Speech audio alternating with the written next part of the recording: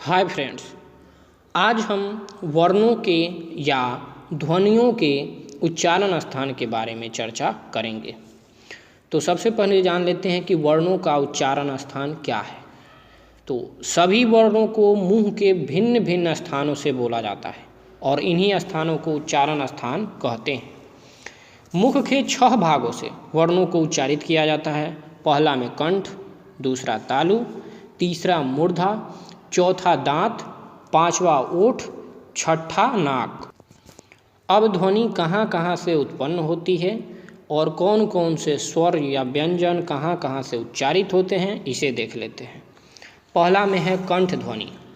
इस वर्ग की ध्वनियों में कंठ का प्रयोग करके उच्चारण किया जाता है।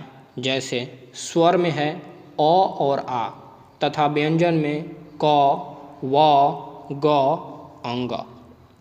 दूसरा तालव्य ध्वनि। ऐसी ध्वनि जिनका उच्चारण करते समय जीभ का मध्य भाग, जिसे तालु कहते हैं, उसका स्पर्श होता है, या कह सकते हैं कि जिस ध्वनि का या वर्ण का उच्चारण करने पर तालु से स्पर्श होता है उसे तालव्य ध्वनि कहते हैं। जैसे स्वर में है ह्रस्व ई और दीर्घ ई तथा व्यंजन में च, छ, ज, झ, इय, तालव्य श और य। तीसरा है मूर्धन्य ध्वनि। जिन ध्वनियों का उच्चारण मूर्धा से होती है उन ध्वनियों को मूर्धन्य ध्वनि कहते हैं। जैसे ट, ठ, ड, ढ, अर, तालव्य श। चौथा है दंत ध्वनि। जिन ध्वनियों का उच्चारण करने पर दांत का स्पर्श होता है उसे दंत ध्वनि कहते हैं। जैसे त, थ, द, ध, न, र, ल, स, अक्ष। पांचवा ओष्ठ ध्वनि।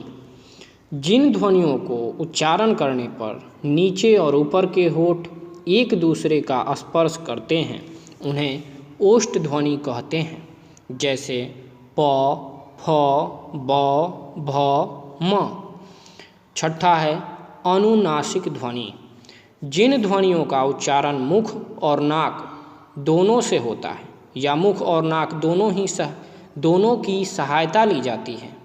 जैसे अंग, इय, अण, न तथा म, ये अनुनासिक ध्वनि हैं।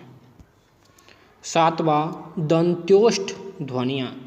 वे ध्वनि जिनके उच्चारण के लिए दांत और ओठ दोनों ही सहयोगी हैं दंत्योष्ठ ध्वनि कहलाते हैं। जैसे फ तथा ब। आठवां है कंठोष्ठ्य ध्वनि। इन ध्वनियों के उच्चारण में कंठ और होठ की सहायता ली जाती है। ओ तथा औ, ये 2 कंठोष्ठ्य ध्वनि हैं। नौवां कंठ तालव्य ध्वनि। कंठ और तालु के स्पर्श से उच्चारण होने वाले वर्ण कंठ तालव्य ध्वनि कहते हैं। जैसे ए और ऐ। धन्यवाद।